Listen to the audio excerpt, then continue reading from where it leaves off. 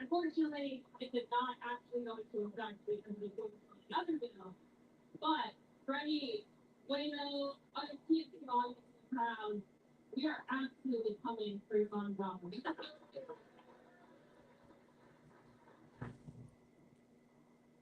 I knew when The fuck?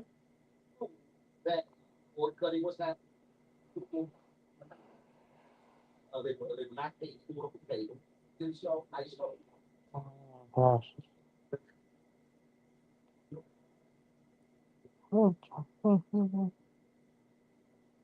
But I beg you, I hear right to let me hear from you. Don't see or border it. Do not separate from me. Clara never done. If right and we are together. Sorry, wait. Maybe exorbitant. Fuck. What we can expect from Russo is the Canada correspondent with The Economist. He is a baby, it is a baby. And this one, and why as the Attention, any.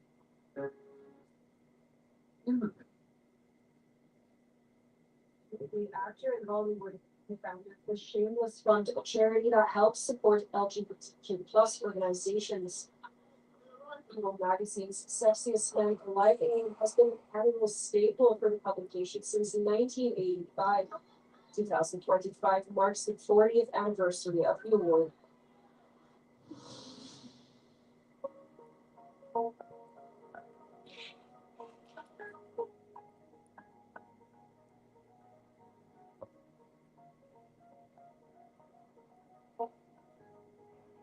Attention, anyone who owes money to the IRS. Yes. Sources. He's clearly confused.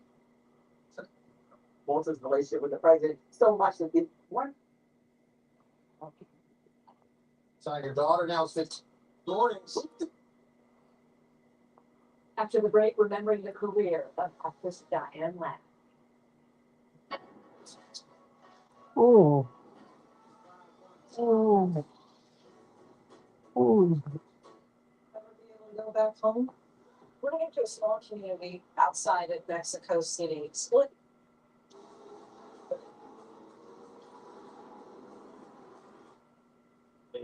You're out for more great content right here on ET. Ah.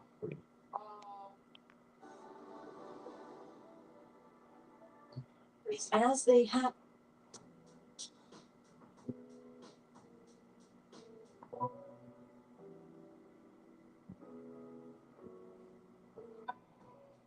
Oh man.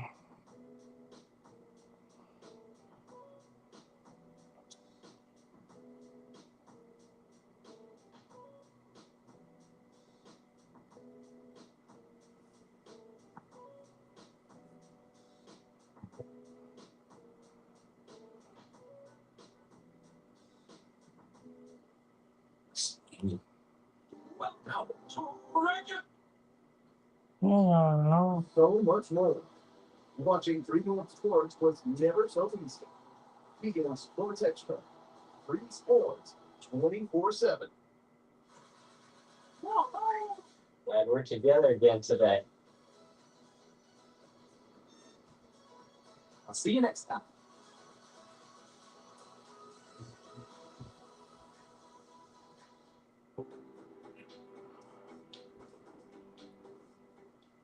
All right, welcome back in here to Live Now from Fox. I'm Andy Mack. We continue to reiterate it, but getting into 35 this ongoing government shutdown, no real end in sight. For more on this, let's go out to Lucky 7 with this, the latest.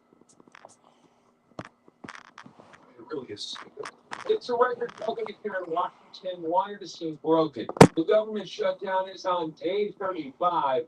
It is now officially the longest in history, and frustration is growing on both sides. The Democrats will reveal what this is about all the time. It's just a political play. They're okay. Winning people over on their health care. The motion is not agreed to. On Tuesday, the Senate failed for the 14th time to break the Democrat filibuster. There were reports that a short-term continuing resolution was being floated by some lawmakers, but there doesn't appear to be much traction. And the main sticking point remains funding for the Affordable Care Act.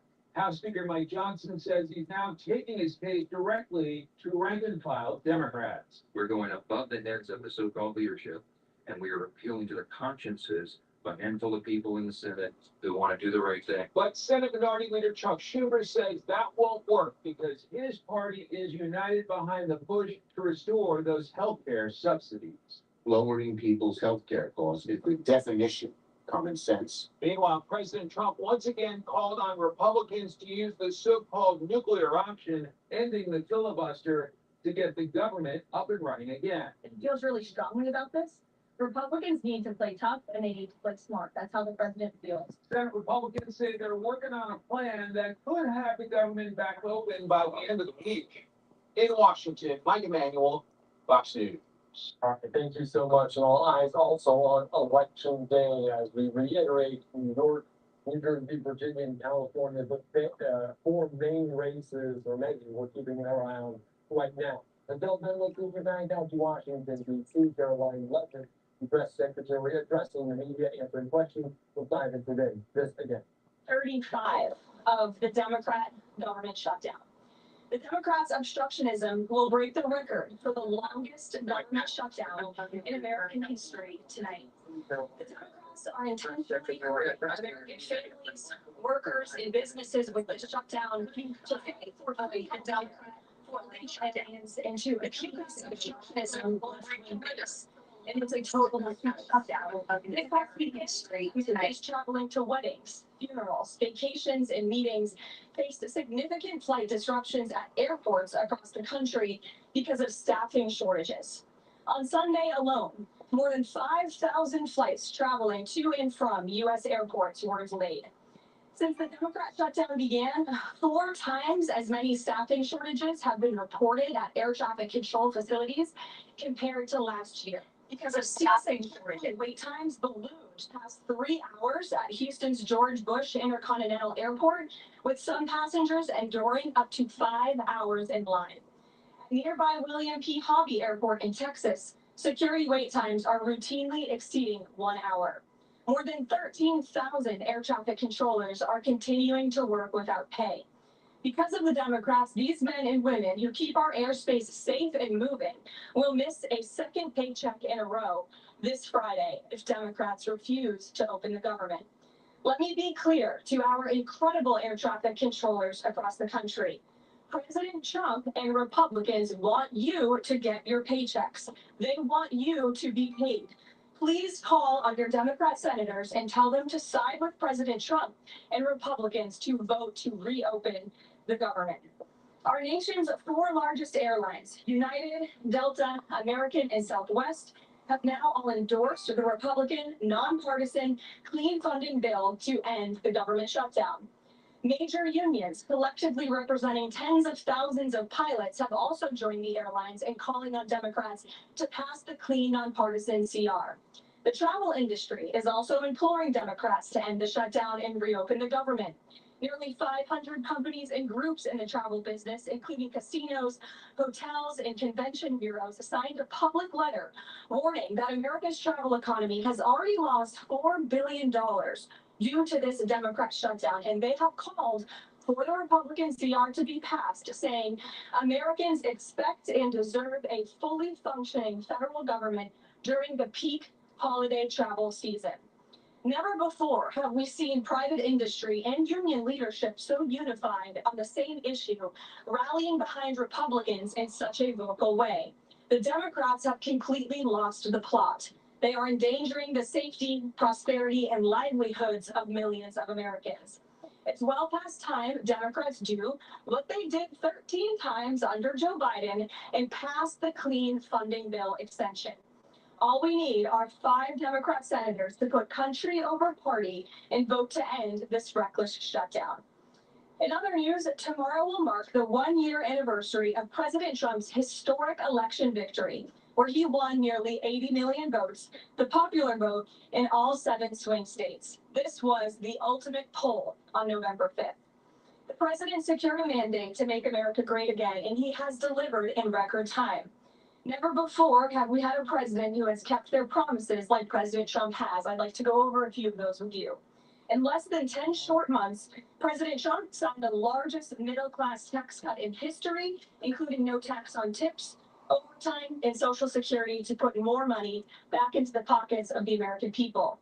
The president ended the southern border invasion of the Biden administration, made our border the most secure in history, and he is carrying out the largest mass deportation campaign of illegal aliens in our nation's history to protect our homeland, just as promised. President Trump has aggressively taken on drug cartels by declaring them as foreign terrorist organizations and even blowing up narco-terrorists who have tried to poison the American people with fentanyl and other illegal narcotics. President Trump defeated the Biden inflation crisis, and he continues to implement a pro-growth America First economic agenda to make America affordable again. And we are seeing the results of that every day. Inflation has remained low and steady, averaging just 2.5% compared to the painful average of 5% under Biden. And we know it was historically higher than that for most of President Biden's term. Meanwhile, real private sector wages are on track to rise by almost $1,500 since President Trump took office, a significant change to the Biden being wiped out by inflation. President Trump has ended the reckless war on American energy and unleashed energy dominance, with gas prices now plummeting to the average levels in more than 4 years. President Trump's implemented powerful tariffs to rebalance America's trade deals, protect American workers, and return our country to be a manufacturing superpower once again. As a result, the president has secured trillions and trillions of dollars in private and foreign investments into the United States, which are creating high-paying jobs for the greatest workforce in the world. The president has restored America's place as the leader of the free world through his unwavering peace through strength foreign policy that has already ended 8 wars and counting. And the president ended illegal DEI initiatives in our federal government and is returning our country to a merit-based society based on common sense. President Trump protected opportunities for women and girls to compete safely and fairly by continuing to keep men out of women's sports. Americans have a president who works tirelessly, literally 24/7, to improve their lives and make our country better than it has ever been before. So with that, today, we will open it up to questions, and we will start with our independent journalist in our new media seat, Julio Rosales. Julio, please start. Thank you. Thanks, everyone. So over the weekend in Mexico, a mayor named Carlos Monson I'm sorry, puppy. assassinated while he was out there close with his family. This assassination has sparked a lot of outrage. A lot of Mexicans are very upset. They're blaming President Claudia Sheinbaum for not taking the cartel threat seriously enough.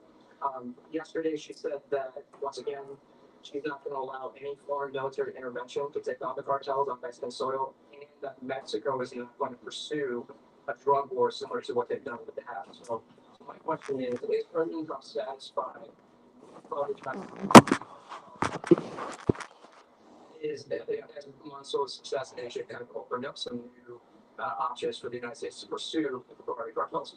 Well, first of all, with respect to this specific news item and this alleged assassination that took place in Mexico, I know the Trump administration, we are aware of that, and of course we condemn The all fuck? political violence anywhere in all forms.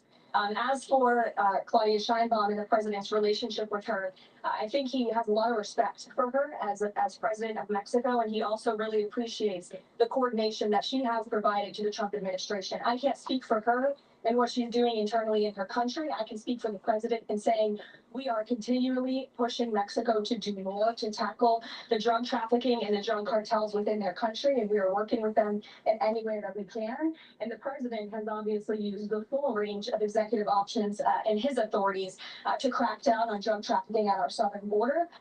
And to designate these cartels as foreign terrorist organizations, and additional actions as well. And just one more question. So at the Antifa roundtable that we had on this last month, myself and the other panelists made the recommendation to the president for, speaking of foreign terrorist organizations, to have Antifa not just be domestic terrorist organization, but be designated as a foreign terrorist organization since they have cells in other countries. He mentioned to Secretary Rubio, because he was in the room at the time, to look into that. So I just wanted to see if there's an update on that recommendation. Is most definitely taking place. I don't have any announcements for you on that today, but I can certainly assure you the administration is working on it. And I'll check in on it and get back to you, Julio. It's a good question. Thank you very much, Jackie. Thank you, Caroline.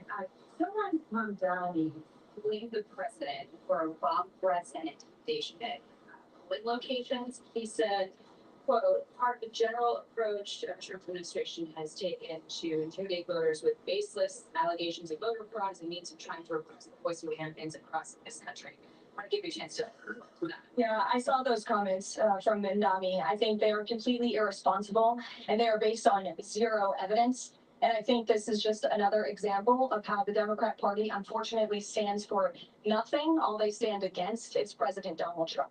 I think it's quite sad to see that we have someone at the top of the ticket on an election day today saying such things about the president when he obviously had absolutely nothing to do with those threats. And on the shutdown, Democrats have been pretty quiet about the president's push for the nuclear option, terminating the filibuster. Is there any concern around here that Democrats might actually want Republicans to get rid of the filibuster so that one day when they're in power again, the door's already open for them to have a Supreme Court, they stay there to DC and Puerto Rico, make mail-in balloting permanent, those kinds of things? I think the president has been very realistic and strong in his position on the filibuster. He's been very vocal about it. I just spoke to him about it. He feels really strongly about this. Republicans need to play tough and they need to play smart. That's how the president feels. And we know that Democrats, if they are ever given a chance at power again in this city, they will absolutely take away the filibuster from the United States Senate. In fact, you had 49 Democrats who already voted to do this before. The only reason it did not move forward was because you had 2 Democrats who are no longer in office because they were run out of town by the far left radical base of their party. And so President Trump is quite clear on this. He wants to see Republicans move as many good pieces of legislation for our country forward in the next 3 years of his administration as they possibly can. And the filibuster is one means to doing that. Dr. Johnson and thinking about it, I know that they can both voice some opposition. Have there been any conversations with them? He has. He's made his position to them very clear, both publicly and privately. Can you help clear up confused about SNAP benefits? The president has posted that they will only be given out when the radical left Democrats are in government and not before. But just yesterday, the administration said it would comply with a court order to expend the full amount of SNAP and contingency funds by end of business day yesterday. So did the administration distribute that money or define that court order? No, the administration is fully complying with the court order. I just spoke to the president about it. The recipients of these SNAP benefits need to understand it's going to take some time to receive this money because the Democrats have forced the administration into a very untenable position. We are digging into a contingency fund that is supposed to be for emergencies, catastrophes, for war. And the president does not want to have to tap into this fund in the future. And that's what he was referring to in his Truth Social post. So the Department of Agriculture, as for the latest SNAP payment in the judge's order, put out guidance to states today on how to get that money to the recipients of SNAP. But it's going to take some time. The best way to get the full amount of SNAP benefits to those beneficiaries is for Democrats to reopen the government. So to anyone who is a SNAP beneficiary at home who needs that assistance, and the president was just saying, this is for people who are truly needy, who need food, who need this assistance from the United States government. Democrats are holding it up and making it difficult for the administration to get those payments out the door. So if you are at home and you want your SNAP benefits, call the Democrats and tell them to reopen the government. I was listening in there, Caroline Levitt talking about the SNAP benefits, saying the Trump administration will comply with those judges' rulings about those funds for that supplemental nutrition assistance program. We're still waiting here on Senate Democrats to step up to this microphone if they get that as soon as it happens. Until then, we'll slide away for a quick break. This message is for everyone on Medicare. Right now is the Medicare annual enrollment period, and some people may be worried if their Medicare benefits will be impacted by changes coming in 2026. So we are encouraging everyone on Medicare to call and check up on their Medicare plan and benefits before the annual enrollment period deadline on December 7th. The call and Medicare checkup are free. Did you know that Medicare plans change every year, and some plans may even be discontinued next year? That's right. Medicare plans change every year, and some plans may even be discontinued. So call now to make sure you're getting the best plan for you. Call the number on your screen now for your free Medicare coverage checkup. We will check to see if there are any changes to your plan in the coming year, or see if there is a Medicare Advantage plan now available in your area with additional benefits or potential cost savings that may better suit needs. Some people may be worried if their Medicare benefits will be impacted by changes coming in 2026. So we are encouraging everyone on Medicare to call and check up on their Medicare plans and benefits before the deadline. Don't wait. Call to speak with a licensed insurance agent before the annual enrollment period deadline, December 7th. The call and checkup are free. You can call now even if you called before. The call and 2026 Medicare coverage checkup are free. So call now for your free, no obligation Medicare benefits review. Just call 800-305-9234. 800-305-9234.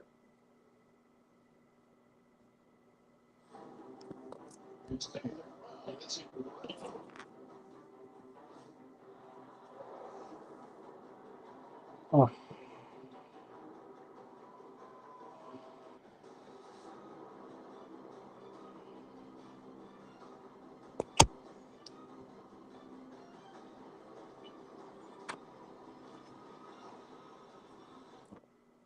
So we had to put everything in a budget. And if one thing goes wrong with that budget, it can knock everything out. So what are they supposed to do? Go homeless? So mommy feed? Trump administration said it would partially fund the program after a judge's order to do so. But today, the president suggested he's going to ignore the judge's order and would not provide any benefits until after the government opens. Also, Transportation Secretary Sean Duffy warned that airspace in certain parts of the country may shut down next week if the government doesn't reopen.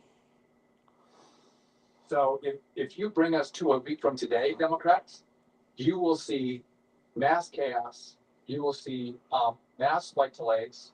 You'll see mass cancellations, and you may see us close certain parts of the airspace because we just cannot manage it. We don't have air traffic controls. NATC staffing shortages have already caused massive delayed ground stops and long lines across the country, creating chaos for travelers.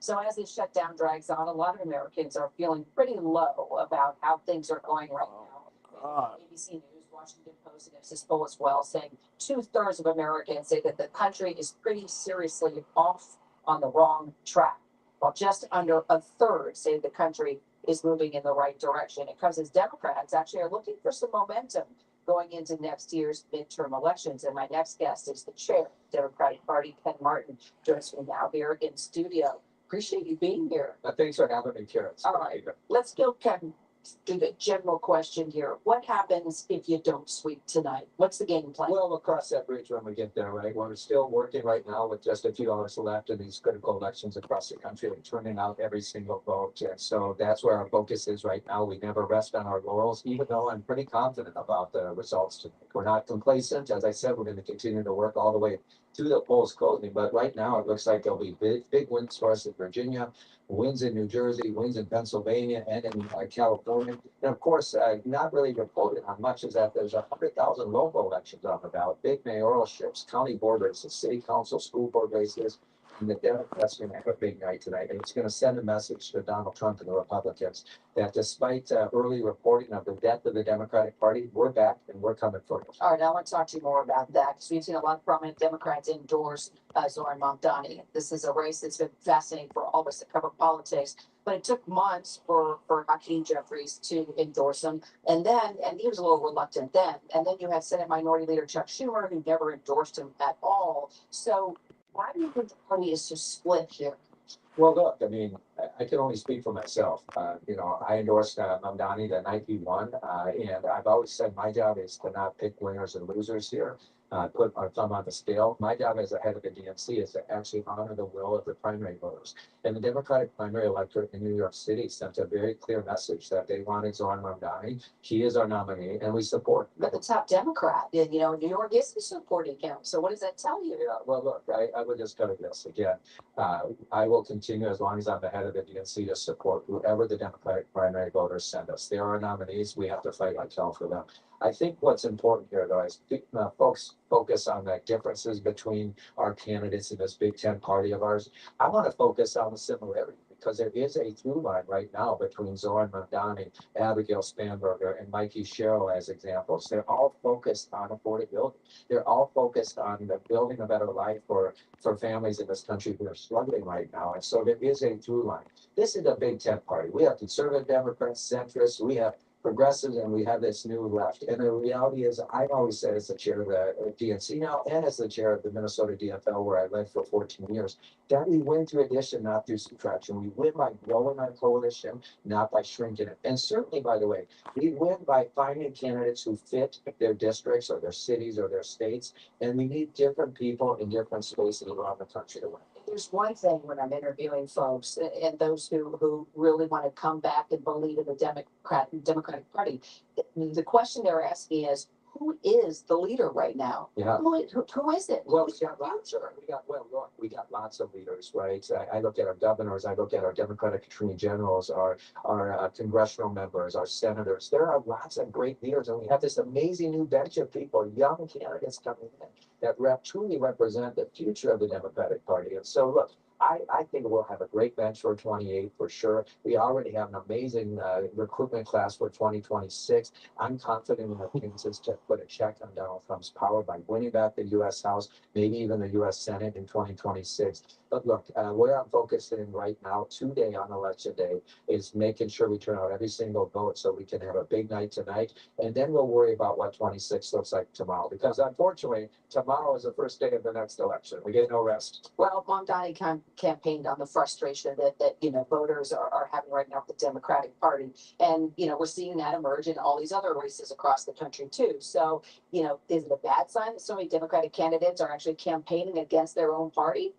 Well, look, I don't think they're campaigning against their party. I think what they want is to make sure that they're pushing our party to stand up and fight in this moment. The biggest divide that people keep focusing on is ideological. They're fighting against Trump. Don't they need to be fighting against more than that? Because it's not working. We just hate Trump. I agree though, right, actually. And I've said this a lot. I mean, if all we're doing is resisting Donald Trump, then the one thing we're not doing is giving the American people a sense of who we are, what we're fighting for, and why, right? This is what voters say they're so desperate to know. They're tired of, okay, beat up Trump. You don't like Trump. Trump's not working. Trump.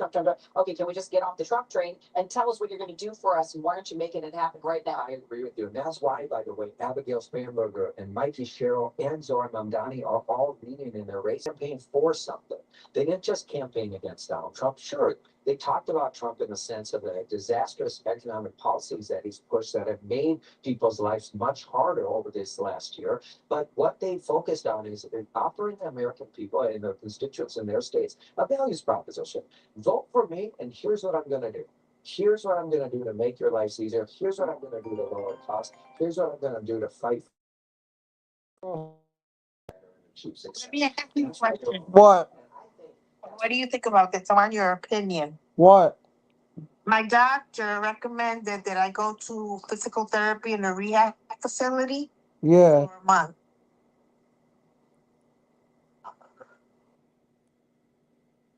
I think you should go. You think so? Yep. Can you have your phone? Of course. So hell yeah, go. Get out of the fucking house for a little bit. Where is it? I don't know. Hell yeah, go. They have really good food most of the time, those places. I'll visit you, I'll go with you. I'll take you there. And then I'll come back home. Okay, I'm gonna call tomorrow to find out more information. Alright. What are you up to? Okay. Nothing. You don't want to talk? Go ahead, yeah. Oh shit, I'm streaming. Let me call you back. Bye.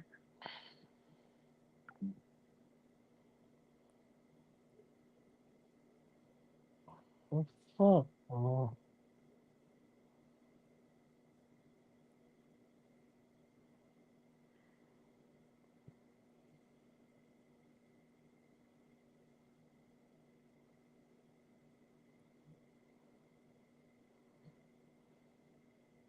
Oh.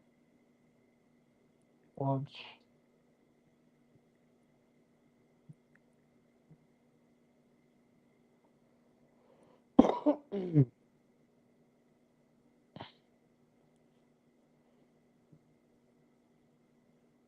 Oh.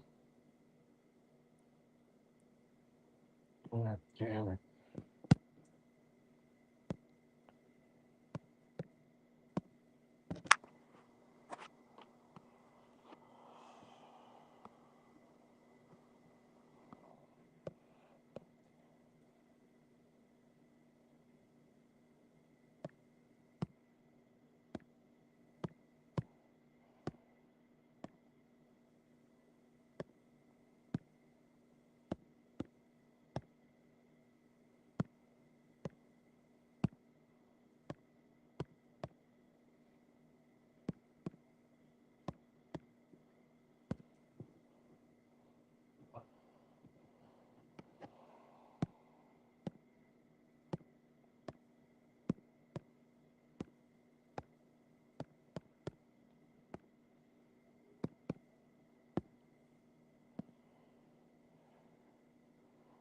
Hold on, stop. Oh.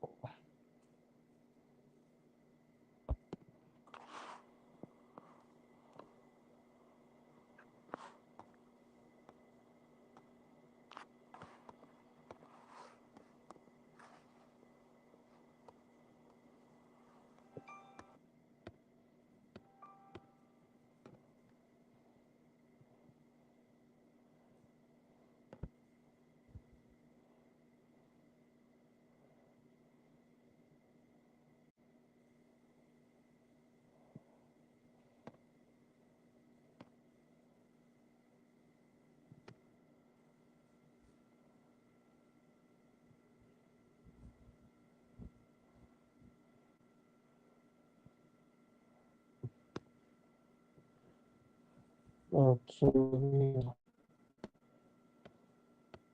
Fuck. Oh, fuck.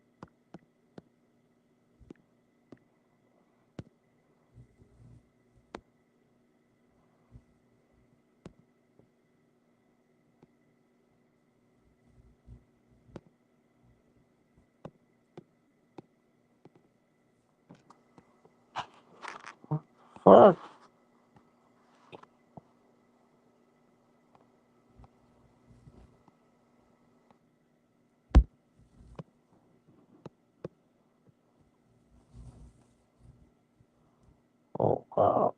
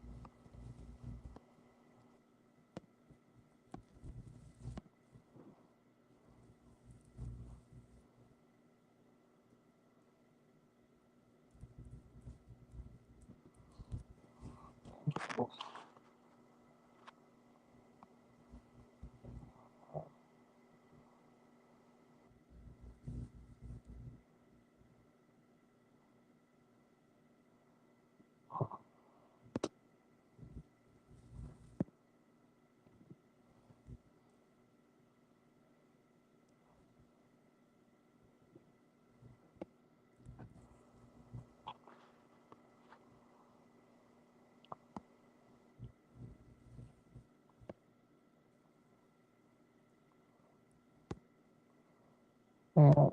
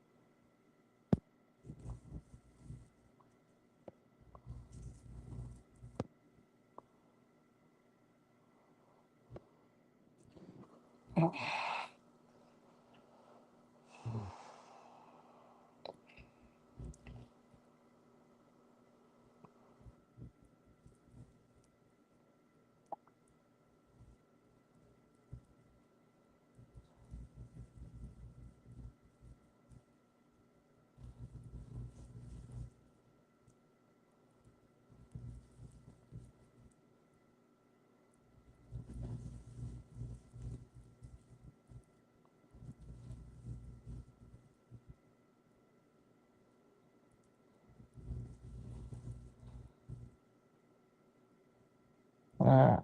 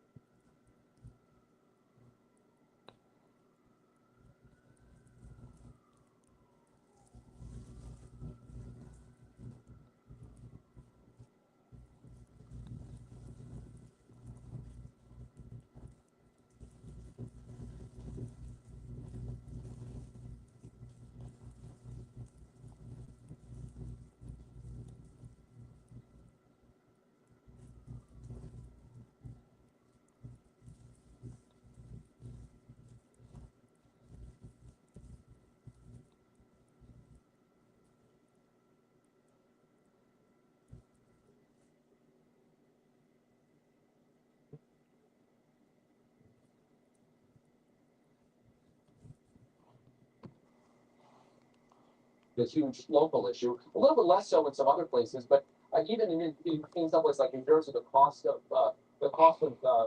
prices and housing and utilities, all of it comes with Congress has not been accepting at all. The direct point, frankly, on everyone, but no question, Republicans, public votes, but they control Washington right now, and we didn't often see an election being a referendum on policy of their. Well, thank you, Senator Scott and Councilman Donald. Or people get back, I was Republican a little bit later, this was earlier today where Republicans are talking about the Arctic Cross investigation led by Jeff Smith, talking about that, and also the government shutdown. We are live now from Fox. We want to try to release many different live feeds. And we got one right here for you outside Capitol Hill. House Democrats coming together to talk about SNAP benefits. Welcome today. That our children, our seniors, our veterans have access to food, and millions of Americans have access to affordable health care. All brought ourselves together this afternoon because today President Trump openly admitted that he is willing to defy court orders and illegally withhold food from tens of millions of Americans.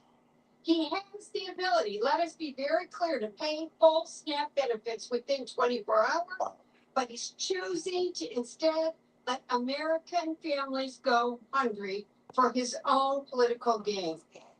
We believe it's a shameless, cruel, and as Democrats, we're not going to stand here while Trump cuts healthcare costs for millions of Americans or increases the cost and takes food out of the mouths of tens of millions.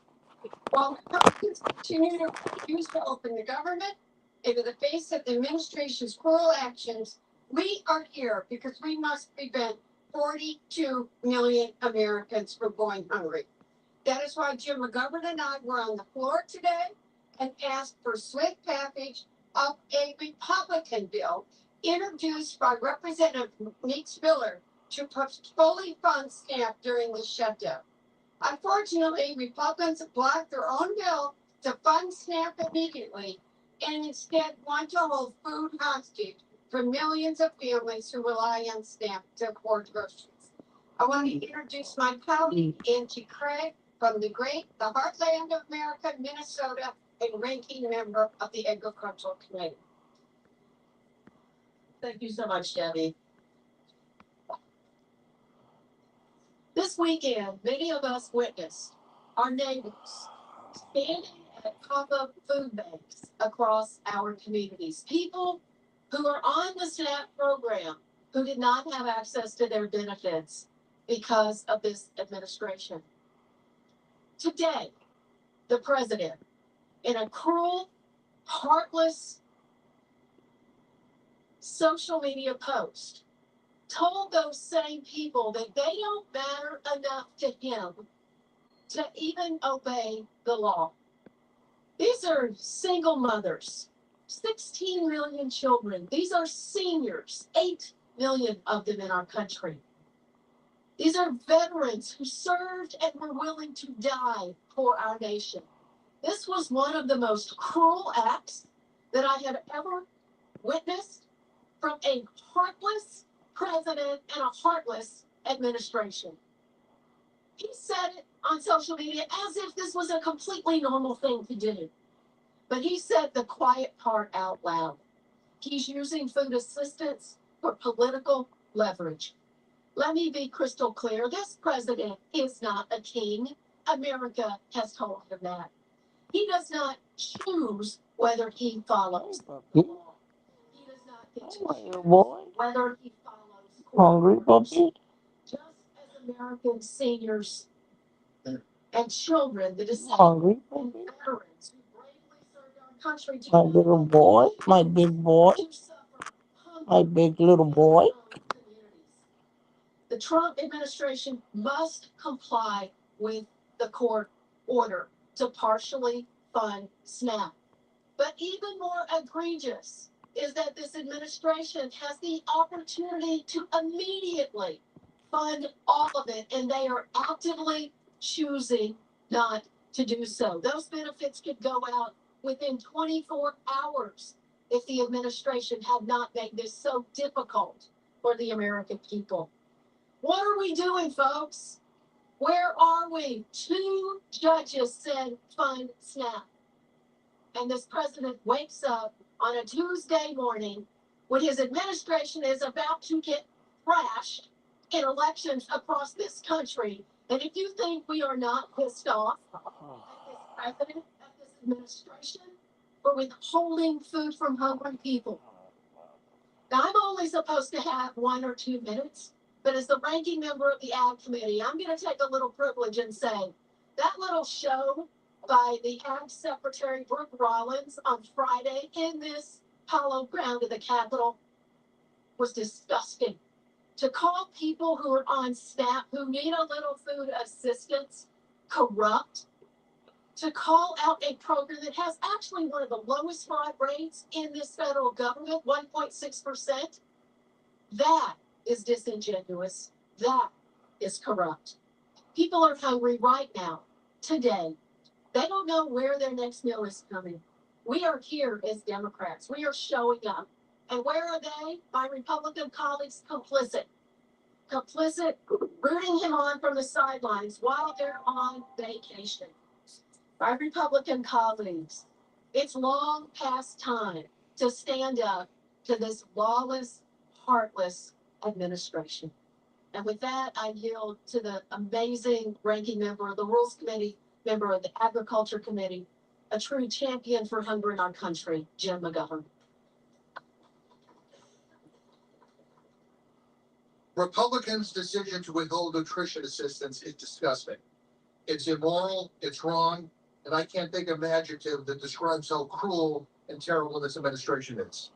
Donald Trump talks about America first. What about the 16 million American children who rely on SNAP? Or the 8 million American seniors who are worried, sick about where their next meal comes from? Or the 1 million American veterans who have to choose between health care and staying fed? Over 40 million people in this country rely on SNAP. These guys already cut $160 $186 billion in food assistance in their big ugly bill to give every tax break and handout they can think of to greedy billionaires. And now they have the goal to tell everyday Americans that you have to pick between food and healthcare.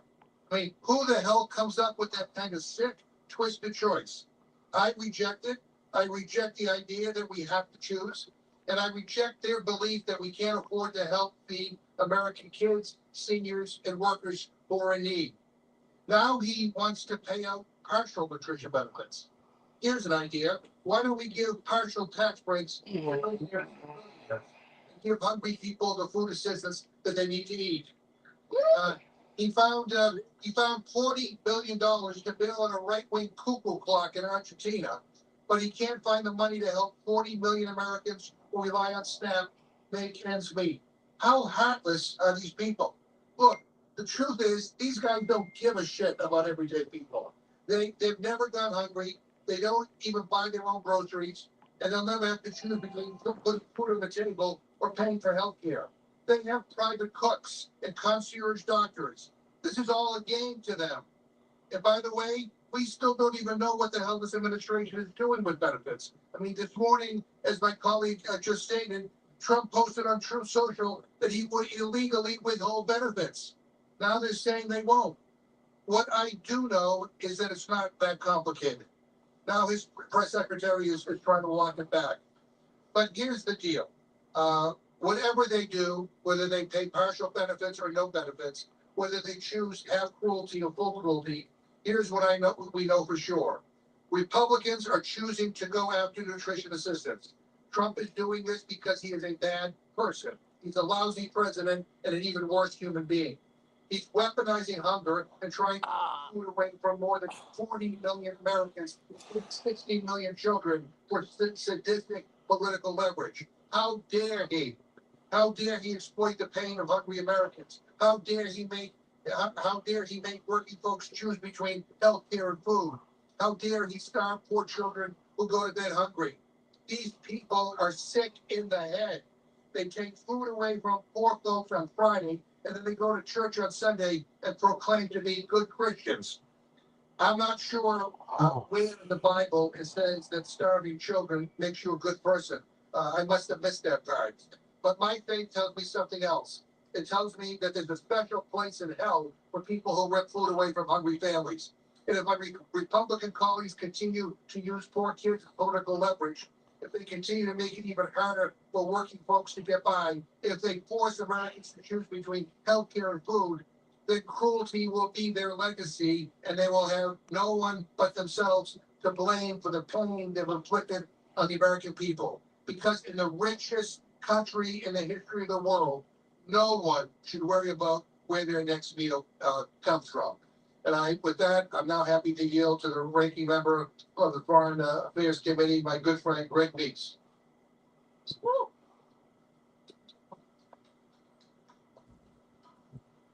Thank you for the inspiring and truthful words. And that's what we need here is the truth. And I think that what we've been able to see here today,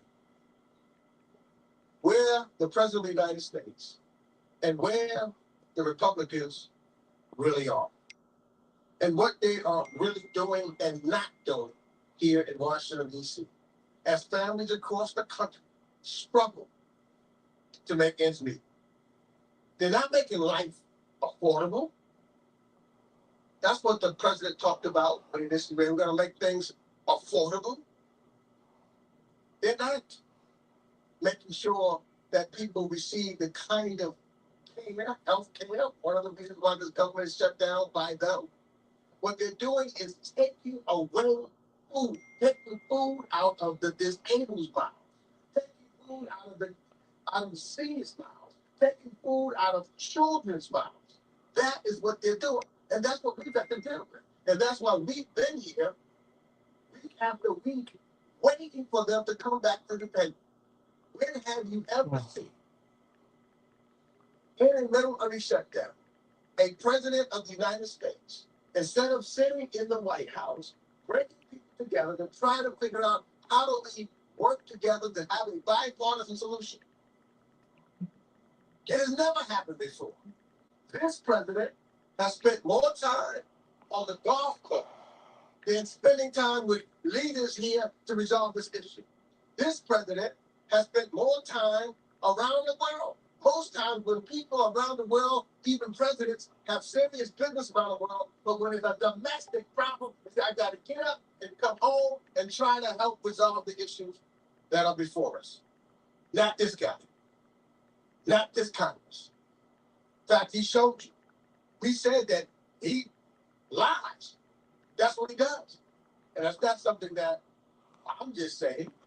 You know, just go back to 2016. That's what Marco Rubio said. He was a liar. That's what all of the lead Republicans said right now. That he was a liar. And he's lying again. Even when you're talking about negotiating something,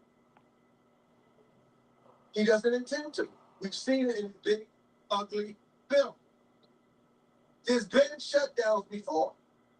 Never in the history of this country where there was a shutdown was there ever any threat to stop SNAP. Only with this immoral president who thinks he is king. In fact, what Trump said goes directly against what his own USDA was saying just hours ago. And it's what his own press secretary said afterwards. With this administration, there's never order. It's just chaos and confusion. And so by choosing not to fully fund, and you listen to him, not to fund, because we know now he doesn't want to fund SNAP.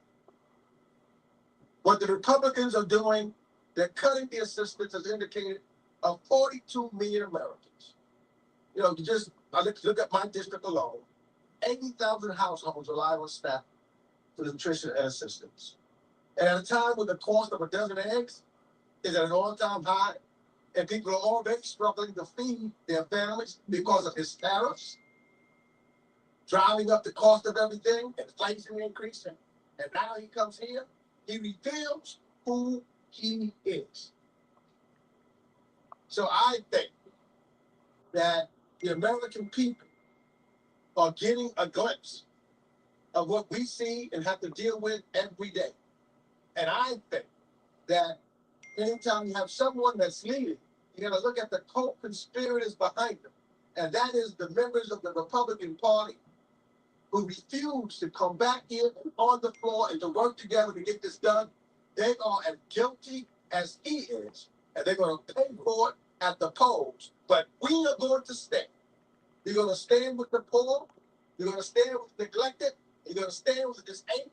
You're going to stand for all of the American people and not play politics and cause them to have hunger and cause people to die. This is not a game. This is serious. Lives are on the line. People stand.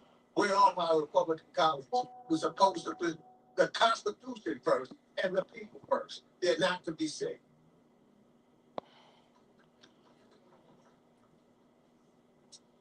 Good afternoon.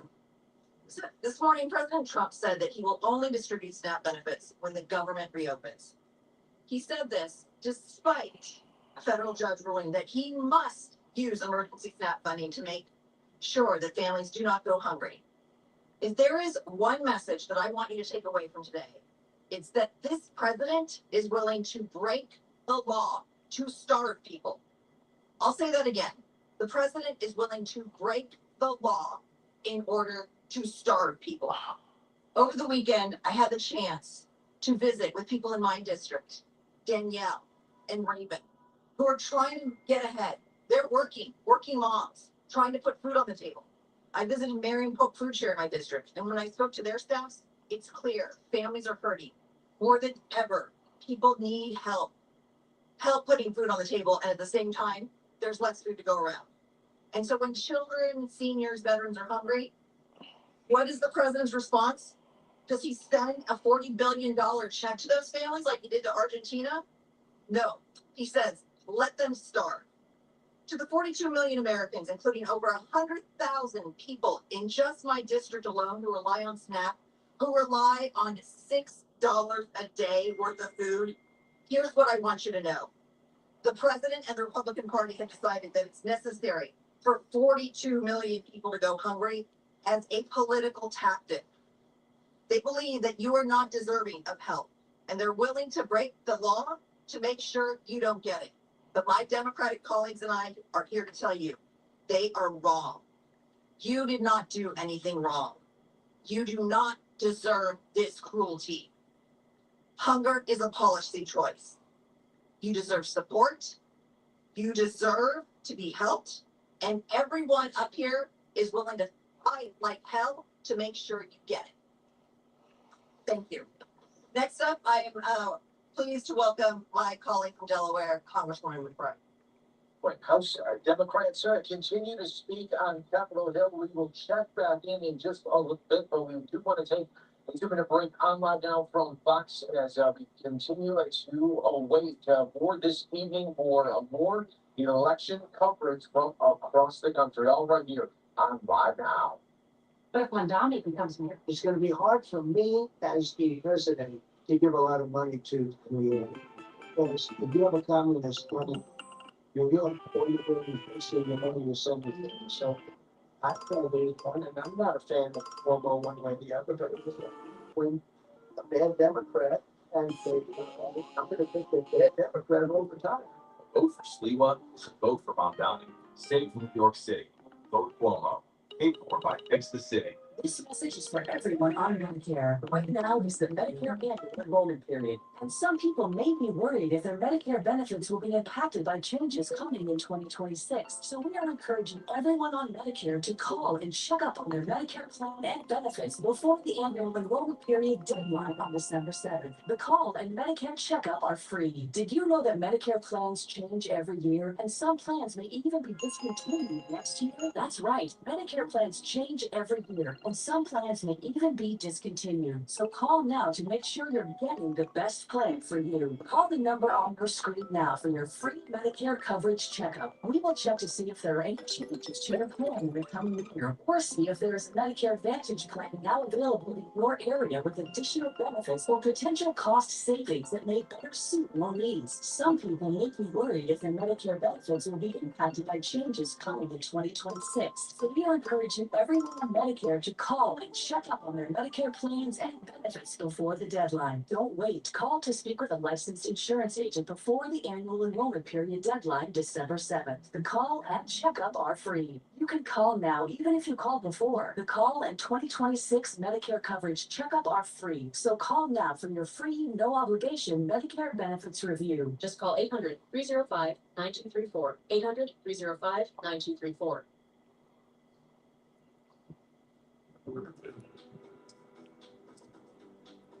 Welcome everyone here to Live Now from Fox News. Patients again for joining us, continuing to bring you some of the latest live feeds from across the country. Still back out live with you on Capitol Hill. House Democrats speaking on SNAP benefits. What's in it? Not next month, but now. As you heard, he found $40 billion to bail out Argentina, $300 million for his ballroom, and I don't believe that's coming out of his pocket. It is okay with him that children starve, veterans starve, seniors starve, and people with disabilities, that the money is not there for them. We talked about the judges that said, feed the people, let the money go.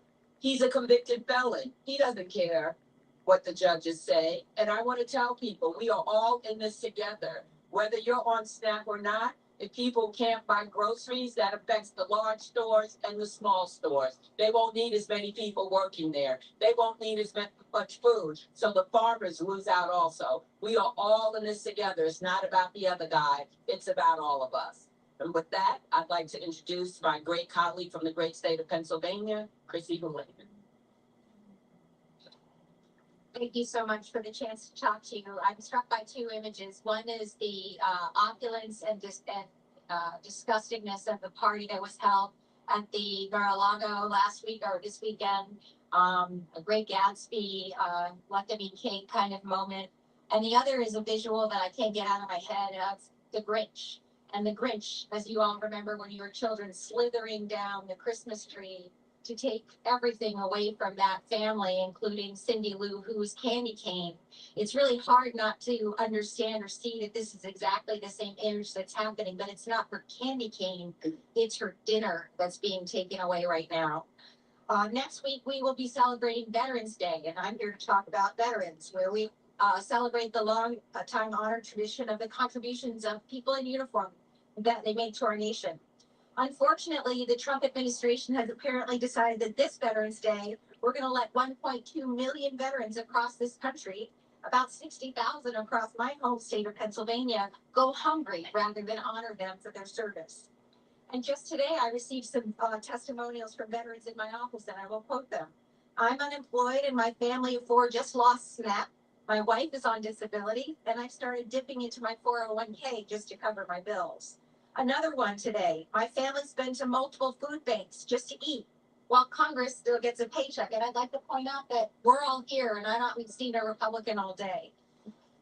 This administration, and dare I say, Secretary Pete Hegseth, talk a lot about supporting our military and the warrior mentality therein, but they are sending 13% of military households to not be able to eat because 13% of military households rely on these programs as well.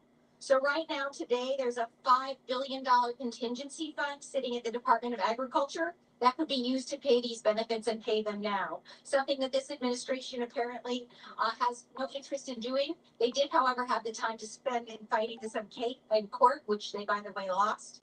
And even just in the last few days, they've said again, they will comply, they won't comply. Now they say they will again, or will they again? This reminds me very much of Grinch, you know, on again, off again, in again, on again, around again. Those kinds of words just roll through my head. Regardless of what Trump is saying now, the end result is the same right now. Vulnerable people in America and our veterans and armed service members are struggling. These are real people. Hunger isn't about politics, it's about principle. We demand that we are met here by our Republican colleagues, that they unfreeze the money and that we unlock this government now. With that, I have the opportunity of introducing co-chair Debbie Wasserman Schultz. Here, yes, excellent. Thank you so much. Thanks everyone for joining us. Yesterday I had an opportunity to meet with three remarkable women who all sustained their families, and in one case, herself, on food assistance coming from the SNAP program. Florenza, Annette, and Sheba shared their stories with our whole community at a news conference. Sheba is this month having to choose to cut back on her rent payment so that she can at least put groceries in her pantry for her family and her teenage son. I've raised a teenage son. Now I know how much food they eat.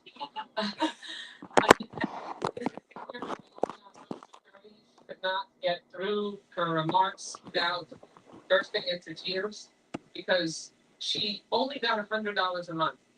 And she doesn't know what she's gonna do. Because it helped a little bit so that she could make sure she could go to the grocery store. And Florenza, because of the big ugly law, had her food stamp, had her SNAP benefits cut from $200 a month to $23 a month. And now, even if Trump decides to pay that benefit from the contingency fund, which the court ordered him to do, she's gonna get $14 for a family with children. There's no other way to put this. We're here to stop this push to turn the Republican shutdown into Trump's Hunger Games. That is what this is about. And there's no other way to put it. Donald Trump's brazen defiance of our courts is lawless, cruel, and immoral. And I know we shouldn't be just surprised by anything that Jeffrey Epstein's best friend in the White House does anymore. This guy builds building ballrooms as he snatches food from the mouths of children. He and his Republican enablers drive up healthcare coverage costs as they gut Medicaid and raise Medicare. Then they shut down our government after stuffing massive tax breaks into the pockets of billionaires. Now Trump viciously withholds food from moms, seniors, and veterans despite court requirements that he help them. The stress and suffering that Republicans are inflicting on millions of Americans is unmatched in our lifetimes. Healthcare premiums are doubling. Prices are higher across the board. Federal employees who are furloughed are without pay for a month and now must endure threats that Trump will even snatch this back pay from them. And all of our families just witnessed the Trump trick-or-treat tax when they bought high-priced Halloween candy. Thank you, Trump, for those outrageous tariffs, the tariff taxes. Now Trump wants to steal sacred family Thanksgiving meals from 42 million Americans. Instead of making life easier and more affordable, Republicans inflict nonstop stress and higher costs on all of them. While Democrats will not stand quietly and idly by for this mayhem, we're demanding action now to reopen the government and lower the high cost of living, especially for healthcare. We know the American people deserve better, and that's why we're here to do actual work and quickly reach a bipartisan deal that will be no more my way or the highway. Boy, here to the Capitol, sit down at the table, and help us. Boy, my here, baby boy. We're ready to negotiate a plan that makes healthcare more affordable, drives down the cost of living. What we will not do is idly watch Trump and Republicans weaponize hunger and make 42 million struggling Americans play pawns in his ugly hunger games. And with that, I'd like to introduce my colleague on appropriations, Betty McComb from Minnesota. There are a couple of appropriators here, but I'm gonna get in the weeds for a second, talk about something called appropriation law. The bill on the Hill, you're all familiar with it. The House passed. Right, everyone, we've been listening there to House Democrats continuing to speak on Capitol Hill on the benefits, so we will continue to check in there a little bit later on log out from Fox, but we want to continue to update you on this election day. We are seeing turnouts right now in New York City, a lot of clear as voters continue as you go to the polls. We are also tracking some other key races, Virginia, New Jersey, for the race for governor in those states. And then there is also a big proposition out in California when it comes to redistricting efforts. Californians are at the polls today voting on a ballot measure that could tip the balance of power in Washington. It's called Prop 50. And it's an effort to, led by state Democrats, to bring Louis in a way that in next year's midterm. So right now, Sacramento, California, and that is over by Fox News. Amalia Boyd joining us here live on Democratic headquarters in Sacramento. The very latest stats at the polls. Yes, we will continue heading to the polls. This whole thing started over the summer when GOP lawmakers in Texas approved a new map that could give Republicans 5 more seats in Congress. Now, California is part of what has become a nationwide superset of red and blue states looking to see how they could get an edge in Washington. I want to look at this map. There's Texas and California, but there's also Missouri, North Carolina, and Ohio, which have signed into law favorite Republicans. Then there's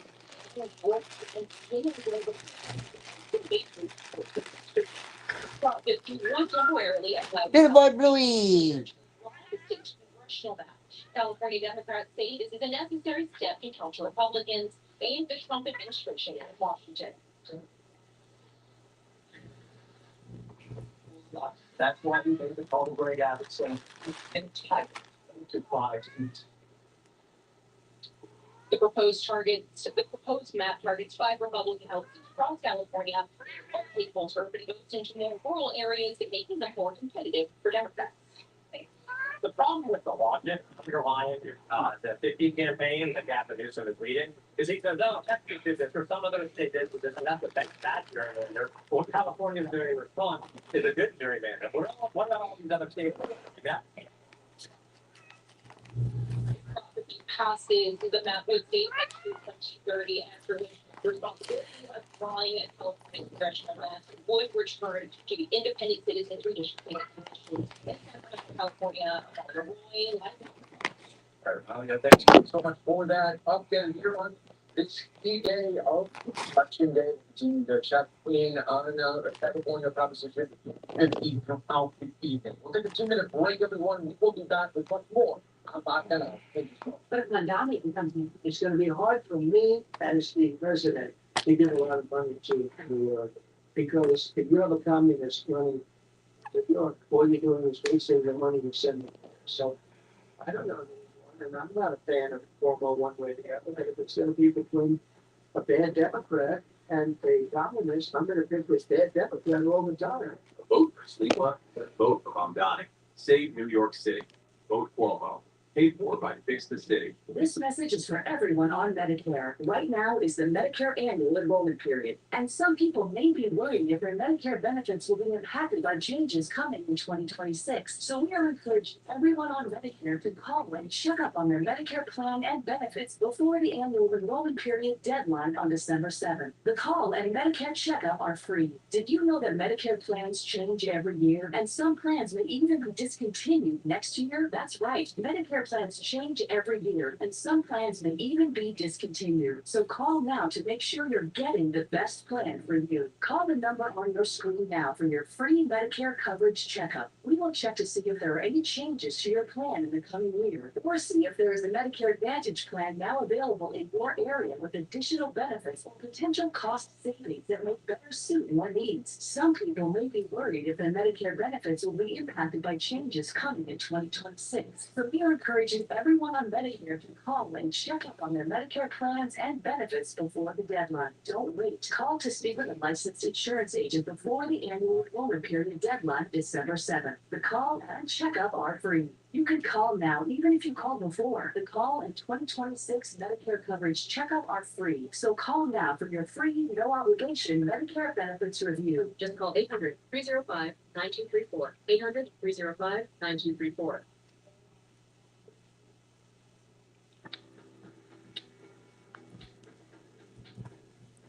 Here, back here for you. Wide on Mom Down from Fox and your host, Mike Page. Thanks again for joining us. What's going on live right now? Senate floor. You do have Senate Democrats continuing to speak. Now, listen. Government shutdown continues. Time right now for the longest shutdown, and it will no doubt later this evening become a record. You can give a $270,000 tax cut to the very wealthy in this country. This is a choice. This is a choice that our Republican colleagues have made to put families in this country through a kind of inhumane misery, deciding which parent will live, just to enrich people who are already making millions of dollars. This is a principle worth fighting for. These people are worth fighting for.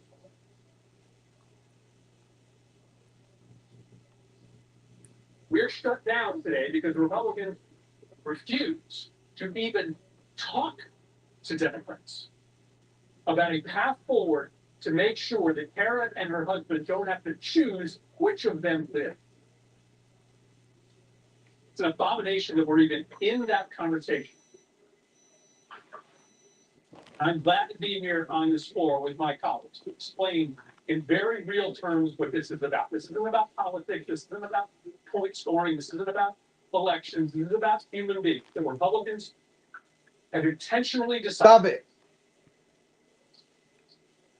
To leave in a ruinous condition. And Democrats, I'm proud of my Democratic colleagues for standing up and fighting for a very simple premise. That if we're going to pass a budget, it better be a moral budget. If we're going to pass a budget, it better be a budget that doesn't send the healthcare system of South Florida and the healthcare system of many other parts of this country into a debt spiral. Because we left those families yesterday. Right, so the Democrats continue to speak on the Senate floor as we are listening as government shutdown continues, and we will continue to track the very latest on the Senate floor here. But we want to continue on with one of our top stories here of the day, obviously, election day across the country. And before we get on top on New Jersey, because we got off to a rocky start earlier this morning when there were several polling locations throughout New Jersey. It turns out that those were hoaxes, but still very disruptive And now we want to get the very latest breakdown on the race for governor. Of course, all eyes on New Jersey for that. Democrat Mikey Sherrill going against the Republican Jack Ciarelli. Let's look right now to New Jersey here. That is where we find Fox News' Terry Schuyler with the latest breakdown from New Jersey. Hey, Andy Mac. So there's been a steady stream of voters here in Wayne today, and that's a good sign for the campaigns who are worried there could be low voter turnout in an election year doesn't have a presidential race. Now, voters today say their top concern is affordability and, for better or worse, President Trump. I'm like with Trump, and I'm not a big Trump fan, even though I was a Republican and I did vote for him once. And I heard the regurgitation of the Trump agenda by Jack that has made me vote for Nikki. He did have an impact, definitely. I voted for Trump as well, and I'm 100% behind Trump. Everything he's doing, I'm backing it 100%. So Jack Ciarelli is hoping his third time's a charm. He lost by about 3 points when he challenged Governor Murphy 4 years ago. He's running as a Jersey guy who knows how to fix the Garden State. He says New Jersey is a purple state that's voted for both Democratic and Republican governors, and he believes folks here are tired after years of rising costs under Dem leadership. But the Democrat, Mikey Sherrill, is blaming skyrocketing prices on President Trump's tariffs and the Republicans' big beautiful bill. She's been running as an anti-MAGA candidate, and throughout her campaign, she's gathered Ciarelli to Trump after the president endorsed him. She says New Jersey is not a purple state, it's blue, pointing to Democrats' edge in voter registration. But both candidates say they're feeling good heading into the final hours of their campaigns. Rallies with thousands of people, the early vote, the vote by mail, some very, very good research are passed. The firewall we wanted to put in place today, the blue firewall, which is It's not a blue state, it is a purple state, and the people that we really dictate down from the election are not just Republicans and moderate Democrats that are voting for me. The 2.5 million unaffiliated independent voters that lean right and, like everyone else, are angry about the way things are. They're going to vote for us. So there was a slight hiccup this morning with those bomb threats convictions. Some polling sites had to change locations. Any caused some confusion, but voters I spoke with said they had time to figure it out because it happened early in the day. The polls don't close until 8 o'clock tonight. Now, here in the state of Maui, the Department of Justice has sent in federal monitors to watch the handling of mail-in ballots and observe polling sites all day and the night.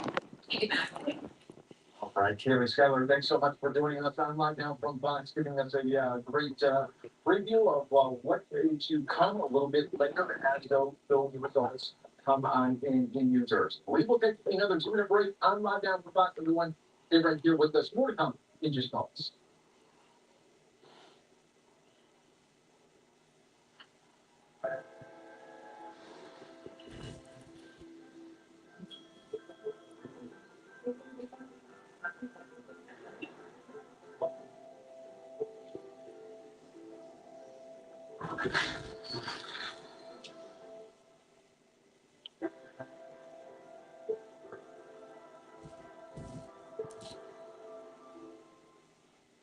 Looking for a night out that strikes the perfect balance of fun and excitement? Grab your crew, lace up those shoes, and hit the lanes. Whether you're rolling stripes or just rolling with laughter, bowling brings everyone together. Food, music, lights, and that satisfying sound of pins crashing. That's not enough. What are you waiting for? Bowling. It's where the good times roll. Visit gobowling.com/New York to find a center near you. That's gobowling.com/New York. Spud's Clean Power City movement is happening. Hundreds of thousands are joining the charge. They're taking action, driving electric, making clean power choices, and saving money with smart ratings.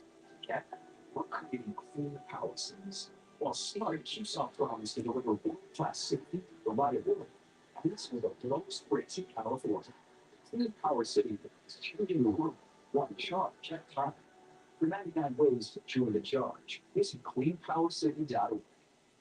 That was very fit. What are the family? Hell no. If you want your favorite hit challenge in one place, 24/7. It's going down faster than a football player and a strip club. That was very young. With how you pay and assistance every day and all the platforms, all the money. Wow. Oh, listen. Okay, I like that.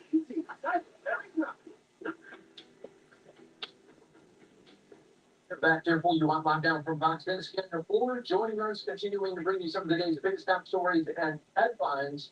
I'm your host, Mike Page, and we do have so many different polling sites that we want to show you from New York City, New Jersey, Virginia, all in the mix right now on this election day. Some key races that we will be following for you and also giving you updates throughout the evening right here on Live Now from Fox. In the meantime, let's go out live right now to the Senate floor. We do have a Democrat Senator Amy Klobuchar speaking. Let's listen in. Or Utah, whether you are talking to people in the rural areas of West Virginia, they're seeing the same thing.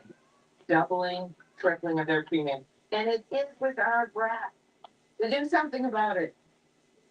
This amount of money for a year of it, you can double that 2 years, is literally nearly the same amount of money as the president gave to Argentina.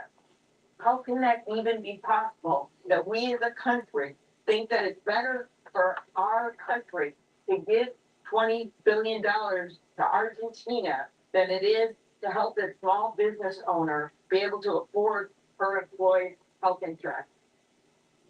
How could we even in our wildest dreams decide that is the priority, or the priority of the gilded bathroom in the White House?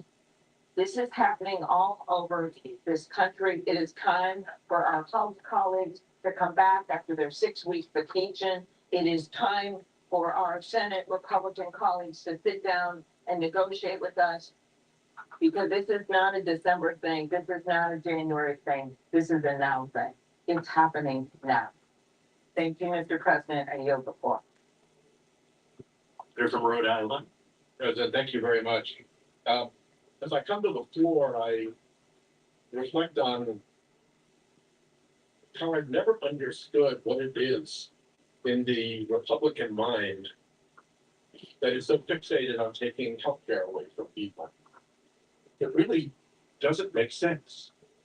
There may be some recessive political gene that goes back to when Republicans opposed Medicare, attacked it as socialized medicine, tried to make sure it never happened. But it really doesn't make sense. But it's active still. And Americans are looking at 3 waves of attack on their health care. The first wave is pulling their Affordable Care credits. That is a big deal for a lot of people.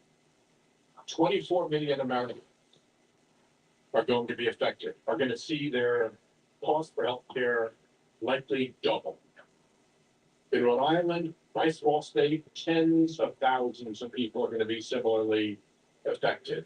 Huge increases in their monthly costs for the same health care. And because so many of them aren't going to be able to afford that increase, we estimate that 13,000 Rhode Islanders will lose their coverage and have to go to emergency rooms and wait in line and drive up the ultimate cost of care by not getting treatment when it's needed. But it's not just the Affordable Care credits that are imperiled here. Right behind that is a $500 billion cut to Medicare. Medicare. Some of us remember when President Biden gave his State of the Union, and he had a bit of an exchange with the Republicans in the House about Medicare. He said, Republicans always are trying to cut Medicare. And they all jumped up out of their chairs, yelling and screaming, and said, no, we won't cut Medicare. We're not for that. You can't say we're for that. What did they do in the Beautiful for Billionaires bill? Cut Medicare. They did it a tricky way because they don't want to own that they are Medicare cutters. You saw that behavior during Biden's State of the Union. They do not want to own cutting Medicare. They know people like and respect Medicare and rely on Medicare. But the Beautiful Billionaires bill, by virtue of adding over $4 trillion to our national debt, triggered another law, the sequestration law, that automatically imposes cuts on Medicare starting next year. Next year. And it's $500 billion in Medicare cuts. So that's backed up behind the Affordable Care Credit being pulled away. And then behind that comes the $1 trillion cut to Medicaid that was right on the face of the uniform billionaires bill. So you add those three things up. You pull the Affordable Care Credits from the families that rely on it. You whack Medicare by $500 billion. You whack Medicaid by $1 trillion. You have delivered a devastating blow to the American people. Such a devastating blow, by the way, that the healthcare providers at the receiving end of those trillions of dollars are likely to suffer to the Talk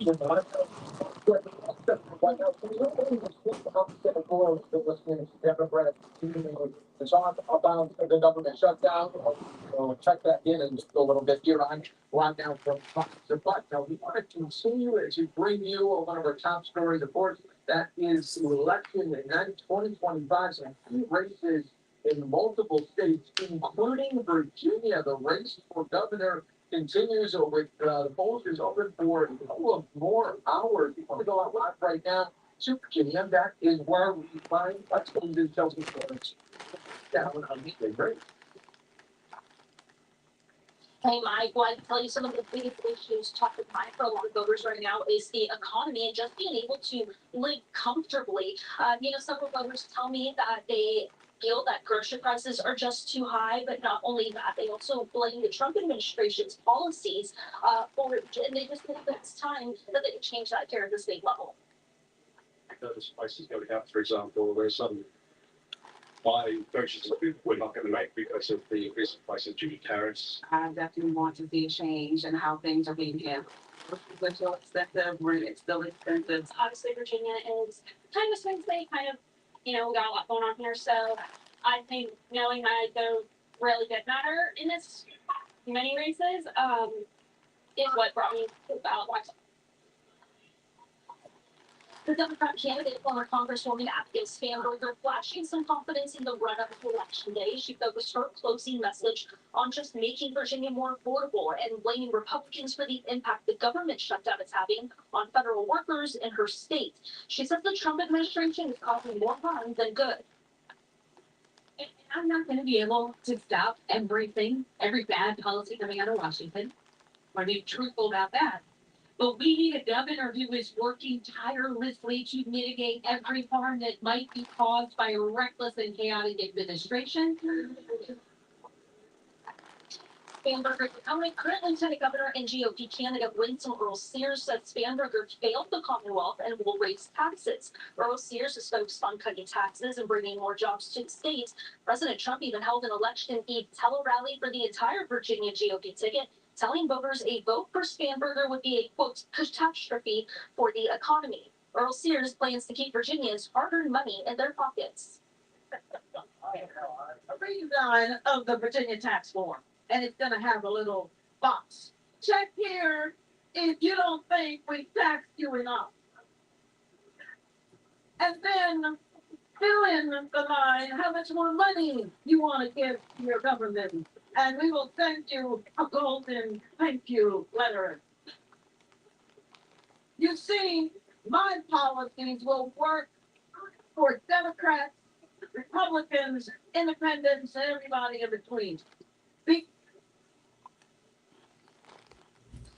Tell you that voters will elect, no matter what happens tonight, voters will elect Virginia's first female governor. Of course, we won't get results until polls close, which will be 7 p.m. here Eastern time. But what's also interesting, Mike, is that over the past few decades, the party holding the White House has lost all but one Virginia governor's race. So basically, every time that one party is in the White House, the opposing party is what wins the governor's house here in Virginia. So it'll be interesting to see what happens tonight, Mike. All right, Chelsea, thanks so much for joining us on Lockdown from Fox, and we will continue to update everyone as the results come in this evening. Great job on the trail as always, Chelsea. All right, we will take our final break here of the hour on Lockdown. We'll be back with some other top stories and headlines. It's gonna be hard for me as the president to give a lot of money to because if you have a communist running New York, all you're doing is wasting the money you're sending there. So I don't know who's one, and I'm not a fan of formal one way or the other, but if it's gonna be between a bad Democrat and a communist, I'm gonna pick a bad Democrat all the time.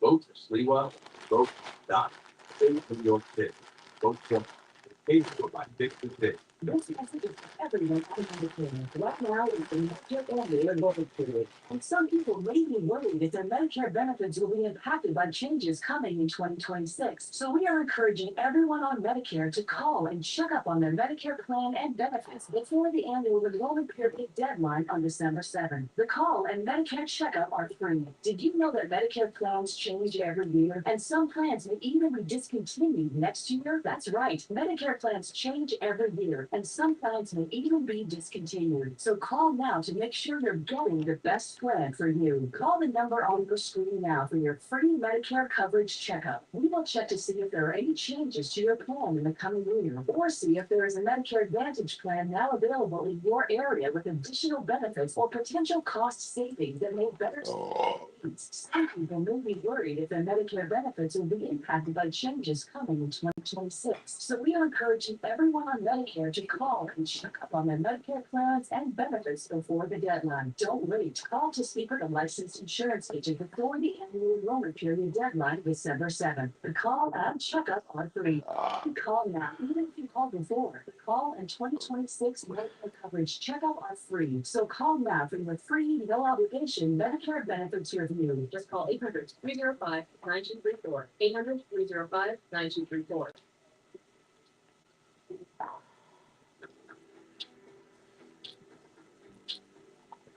And two on down from Fox, everyone on your my page. Thanks again for joining us. So let's go back out live right now, right outside of Capitol Hill. We have Senate Democrats continuing to speak on SNAP benefits. Let's listen in on Live Now. Back to work, and let's open the government so that it's working and that it's working for the American people. I get the pleasure of introducing my friend and another fighter for the voiceless, Representative Maxine Dexter. Thank you for sticking with us on this incredibly important day and discussion. My name is Maxine Dexter. I am a mother, a physician, and very proud to represent Oregon's 3rd Congressional District. And for almost 20 years, I took care of the sickest patients in the hospital. Routinely, their inability to afford healthcare, to afford their prescriptions is why they ended up in the hospital. It's hardworking people who delay or skip medications because they can't afford their basic needs like food and like the cost of healthcare. And today, Donald Trump is making that impossible choice even crueler. After spending the weekend proudly playing with billionaires at Mar-a-Lago, Trump announced he wouldn't follow the court order to provide 42 million Americans with food assistance. His team may say otherwise, but we know who calls the shots here. No one should have to decide whether to buy groceries or medicine, whether to feed their children or see a doctor. But that's the position Trump is choosing to put 42 million Americans in.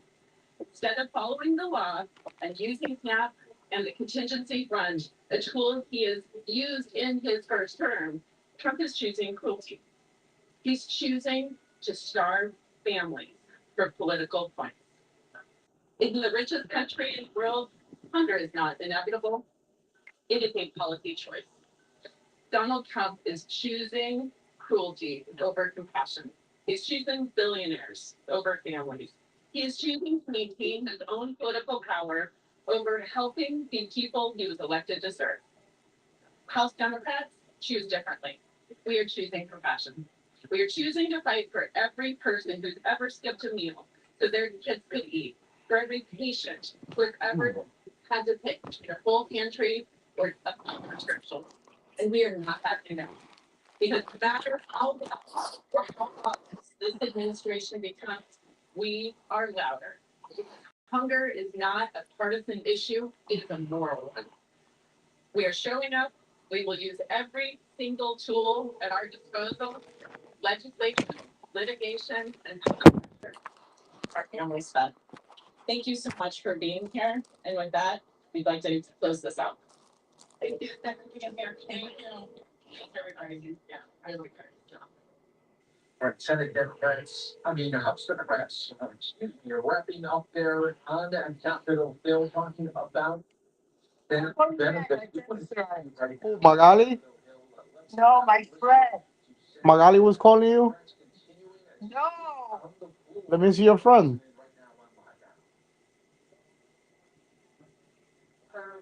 So you're on Magali's side?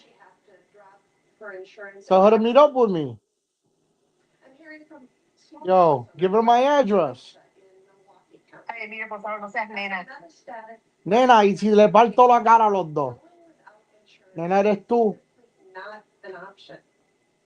Will doubling premiums in 2026 jeopardize her entire business and all the people that she employs? And I've talked to soybean farmers like Phil in Spring Valley, who is adding healthcare costs to the growing list of crises Donald Trump has created for his business. He's already losing $85 an acre because of Trump's trade war. Where is he supposed to find extra money to afford his health insurance? These are real questions that 22 million Americans are asking themselves as they start logging on to healthcare.gov to buy insurance for 2026, only to find their costs have increased astronomically. These price increases are not an issue that will stop at any state line. Who you voted for or what political party you belong to does not matter. Prices are going up for Americans in every single state. These 22 million Americans all have a story to tell. And sadly, many of my Republican colleagues are not telling those stories. So I'm here to do that because regardless of where you live in this country, I fundamentally believe you should have good health care that doesn't break the bank. Take Iowa, for instance, where 120,000 Iowans saved an average of $470 each month because of premium tax credits. That's over 100,000 people who are about to see their healthcare premiums double, triple, maybe even quadruple. People like Lori from Des Moines. What the fuck, Oliver? To afford life-saving screenings, MRIs, and routine care. If these tax credits expire, her premiums will go from $8 per month to over $600 per month. And she'll have no other option than to opt out of health insurance entirely. She simply cannot afford it. And Lori isn't alone.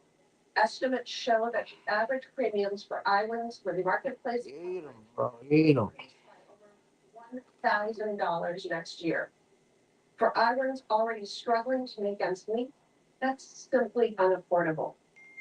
I also talked to Jenny from West Des Moines. After Jenny's husband died of cancer, she started using the Affordable Care Act to find health insurance for herself and her son.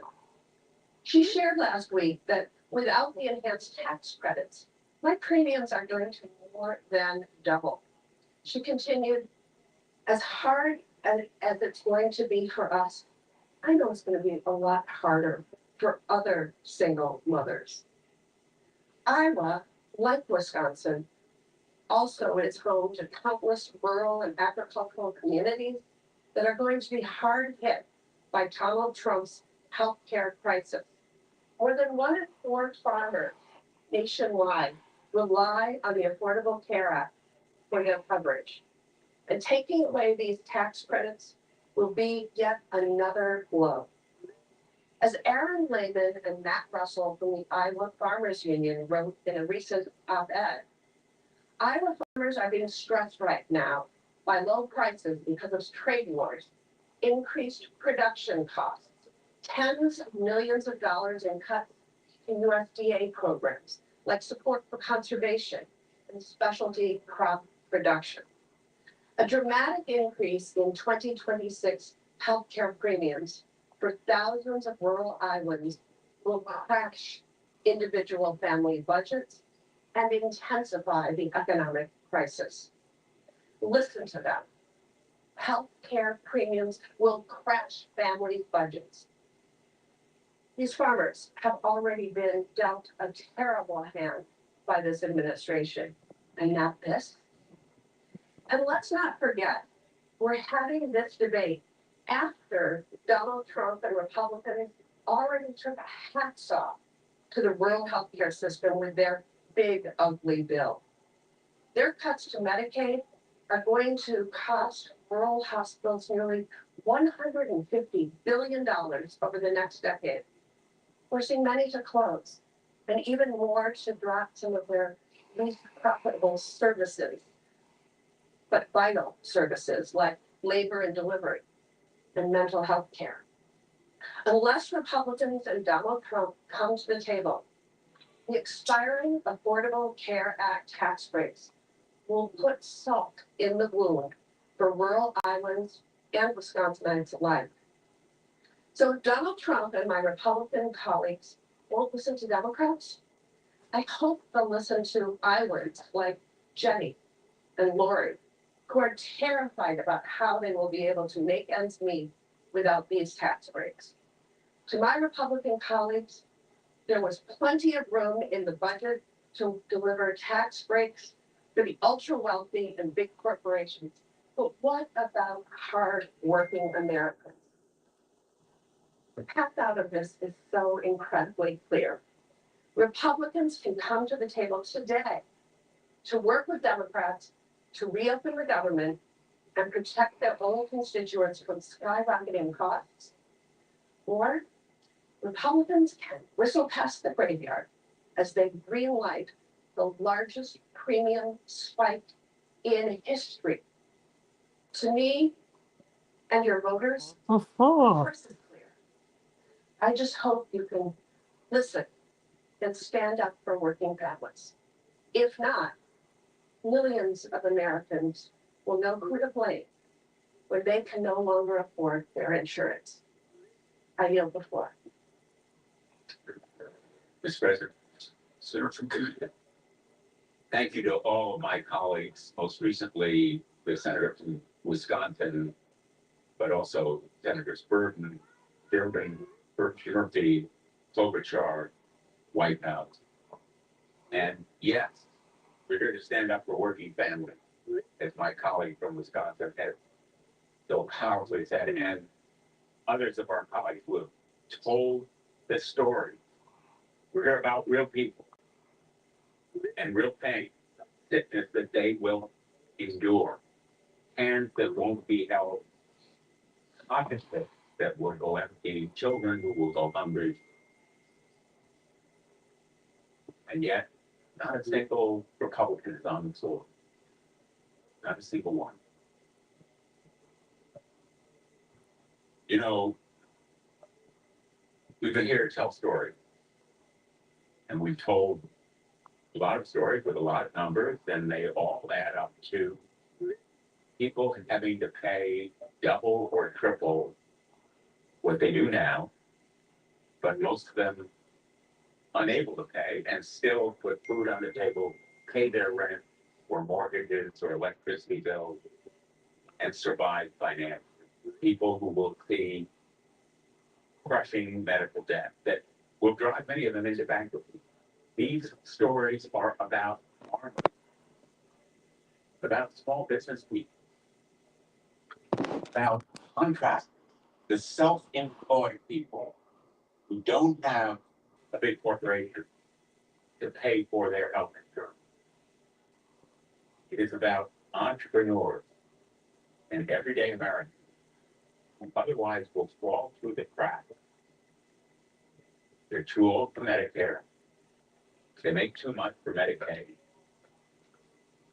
They are not employed by a corporation. John Kennedy said life is unfair.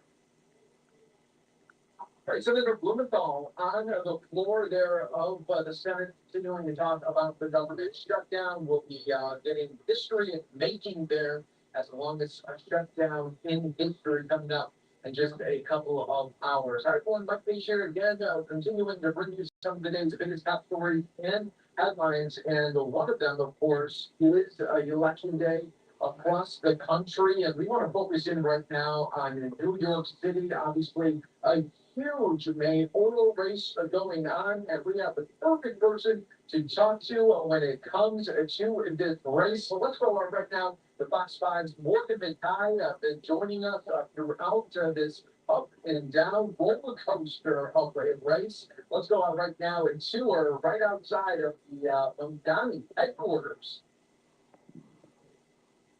Hey, Mike, you're exactly right. We're here at Zora Mamdani's election night headquarters. We're here in the lobby of the Brooklyn Paramount Theater. We're not going to be allowed inside that main area until a little later tonight. Zora Mamdani's not here yet. His campaign says he's been crisscrossing the 5 boroughs. He was in Fort Greene earlier with State Attorney General Letitia James. Then he was on the Lower East Side, really in this push to get voters out before polls close at 9 p.m. But Mamdani voting earlier today with his wife, who we actually haven't seen too much on the campaign trail. Mamdani's campaign tells us he's voted for himself on the Working Families Party ballot line. Now, Mamdani entered the race as a relatively unknown candidate. He's a self-proclaimed Democratic Socialist, elected in 2020 as a state assemblyman. Since announcing his bid for mayor, Mamdani has been out in the streets, meeting with voters, running a real grassroots campaign. His message of affordability, free and fast buses, free childcare, and freezing the rent on rent-stabilized apartments grabbed the attention of many voters, although his plan to tax millionaires and corporations to pay for these priorities has received some pushback from the governor, business community, and more. But in June, Mamdani won the Democratic primary in a stunning upset, beating Andrew Cuomo by double digits. Now Mamdani is poised to possibly become New York City's first Muslim mayor and the youngest mayor in generations at 34 years old. Thank you for calling Guardian Realty. Yesterday, If you know your party's extension, you may dial it at any time. Please be advised, your call may be monitored and recorded for quality assurance purposes. For our company directory, dial 9. If you are currently a Guardian resident and would like to be transferred to your building representative, dial 1. For Guardian commercial leaseholders, dial 2.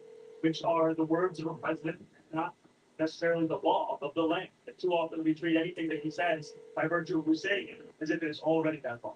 And it is time that we have a mayor who stands up for New Yorkers each and every day, not one who's willing to sacrifice those New Yorkers so they can stand up for themselves. Now, Mamdani hasn't said yet until today where exactly he stood on 6 ballot propositions that are on the back of the ballot this year. But today he said he voted yes on 1 through 5, including 3 housing ballot propositions, which are ballot props 2, 3, and 4. He also said he voted against ballot prop 6, which would have moved local elections to presidential years. That's it for now, Mike. I'm sure you're going to have much more. I'm sure we're probably going to be talking all night.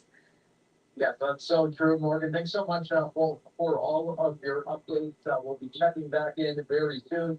And thanks again. And I know you'll be very busy this evening as well. All right, let's continue on right now. More coverage from Fox 5 New York. And let's listen in to the other contenders for mayor. Coverage continues with Fox 5's Linda Schmidt, who was live in Midtown at Cuomo election night headquarters. Linda. Yeah, first of all, good evening, both of you. And you're asking about where Mamdani is and what he's been doing all day. We are still waiting to hear from Cuomo's people as to where he is right now. He was on Fox and Friends earlier this morning, and then he voted about 10 o'clock in the morning. So we don't know what he's been doing since then. But he is supposed to be arriving here at some point tonight. We are outside the Sigfeld ballroom. Which is an iconic part, by the way, of New York City history. It's been around since 1927. And when we talk about this election here, you know, it really is a generational election. You have Andrew Cuomo, who is part of the political elite. He has been around in politics pretty much his entire adult life. And then you've got Mamdani, the new guy on the block, young and hip, and he's been able to galvanize and energize younger voters like we haven't seen in quite some time. But go ahead, take a look at this video here. This is from Cuomo, and he was voting earlier today. He was in Midtown. He was with two of his daughters and his son-in-law when he cast his vote. Now, if you remember back in June when he lost that primary to Mamdani, he said that he was going to change things up with his campaign. He was going to start hitting the streets and meeting voters where they are, which he did not do during the primary. However, his campaign style really did not change until about 2 weeks ago. He did not make himself readily accessible to voters on the streets the way that Mamdani has done, like shaking hands, like if a cab driver drives by and beeps the horn and yells out Mamdani's name, he runs out and he shakes their hand or stops on the street and talks to people or pops into a bodega. That is not something that Cuomo has been doing until the past few weeks. Then you have President Trump. He has been saying for about a week now that he would rather have a bad Democrat elected, which he says is Cuomo, instead of Mamdani, who he calls a communist. Now, Mamdani is not a communist. He's a democratic socialist. And yesterday on his social media site, Truth Social, the president fully endorsing Cuomo, telling Republicans and others to vote for Cuomo because if Mamdani is elected, it would be an economic disaster for the city. And then today, he posted on Truth Social that any Jewish person who votes for Mamdani is, quote, stupid. Now, he considers Mamdani an anti-Semite. Mamdani says he is not. And then today, Cuomo trying to distance himself from Trump's endorsement so that anti-Trumpers are not turned off and possibly choose not to vote for Cuomo.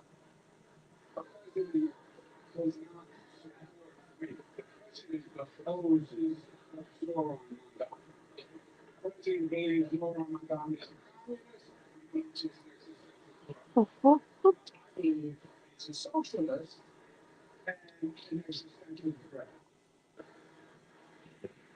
And again, we are waiting to hear from Cuomo's people as to whether or not he is still out there campaigning. He's got a few hours to go, and at some point tonight, he will be arriving here at the Ziegfeld Ballroom. For now, that's the very latest from here. Back inside to you. All right, thanks, Linda. Later, Cuomo's got support from both moderate Democrats and Republicans. Ernest Floyd is the Republican nominee in the race. Breen joins us live from the Upper West Side, where Sliwa will be spending election night. Daniel. Good evening, Stephen Sasser. We're just moments away from walking into Sliwa's campaign headquarters. I gotta admit, before walking in, it seems pretty settled, but there's a sense of anticipation for tonight. And while walking throughout the city, we saw plenty of red berets, which suggests this campaign does have some support going into this election, and there's some hope that he finishes off on top. Now, earlier, our cameras caught the Republican nominee alongside his wife, casting her ballot in hopes of making her husband the next mayor of New York City. But in the polls, he's been averaging in the teens among likely voters. The Republican nominee is seen by at least one of his opponents as a spoiler in this race, specifically former Governor Andrew Cuomo, who's repeatedly argued a vote for Sliwa equates to a vote for the frontrunnner, Assembly member Zohran Mamdani. Now, you've heard it by now. One of the biggest headlines this week was President Trump's backhanded endorsement of Andrew Cuomo, which for Sliwa, though he respects the president, he says it doesn't count for much. Sliwa went on to say that he's doing the work to mobilize his campaign, whether by door knocking or phone calls, which he credited Mamdani to doing the same. But he took a jab at the former governor, saying his campaign's only appeal centers around panic and negativity. Cuomo, for some reason, it's late in getting started and get out the vote effort. It's a very dystopian campaign if it's negative. I almost feel like after I hear Andrew Cuomo, I gotta take that one out. I'm a happy warrior. Whether you like me or you don't like me. We need to be happy. We need to come together. Now, Sliwa has made it clear that he wants to run a campaign free from corporate influence, and we're just going to see if that approach works tonight as those ballots, as those votes begin coming in. But that's still makes the Upper West Side. All right, that is the updates. Fox Spot, New York, again, covering the big mayoral race. We will continue throughout the evening, be bringing you updates as they come in and when the results start to come in as well. All right, everyone, we will take a 2-minute break. When we come back, we'll be taking you out to Capitol Hill, get the latest updates on the government shutdown, and could finally the legislative wheels be turned for a possible end to the shutdown. We will be bringing it to you next on Live Now. But Mandami can come here. It's gonna be hard for me as the president to give a lot of money to, because if you have a communist running New York, all you're doing is wasting the money you're sending there. So I don't know the point, and I'm not a fan of Cuomo one way or the other, but if it's gonna be between a bad Democrat and a communist, I'm gonna pick the bad Democrat all the time. A vote for Sliwa is a vote for Mamdani. Save New York City. Vote Cuomo. Paid for by Fix the City. This message is for everyone on Medicare. Right now is the Medicare annual enrollment period, and some people may be worried if their Medicare benefits will be impacted by changes coming in 2026. So we are encouraging everyone on Medicare to call and check up on their Medicare plan and benefits before the annual enrollment period deadline on December 7th. The call and Medicare checkup are free. Did you know that Medicare plans change every year, and some plans may even be discontinued next year? That's right. Medicare plans change every year, and some plans may even be discontinued. So call now to make sure you're getting the best plan for you. Call the number on your screen now for your free Medicare coverage checkup. We will check to see if there are any changes to your plan in the coming year, or see if there is a Medicare Advantage plan now available in your area with additional benefits or potential cost savings that may better suit your needs. Some people may be worried if their Medicare benefits will be impacted by changes coming in 2026. So we encourage everyone on Medicare to call and check up on their Medicare plans and benefits before the deadline. Don't wait. Call to speak with a licensed insurance agent before the annual enrollment period deadline, December 7th. The call and checkup are free. You can call now, even if you called before. The call and 2026 Medicare coverage checkup are free. So call now for your free, no obligation Medicare benefits review. Just call 800-305-9234. 800-305-9234.